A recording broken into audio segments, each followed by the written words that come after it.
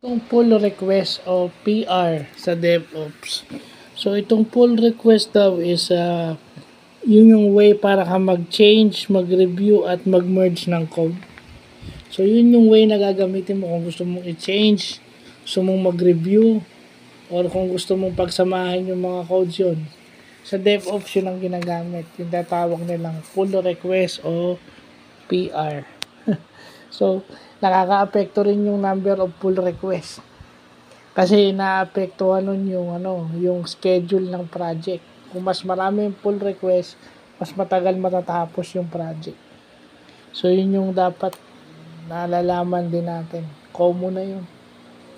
Kasi, ang hinahabol mo rito is dapat matapos mo yung project within schedule, on schedule. On track lagi sa schedule. So, yun yung mga bagay na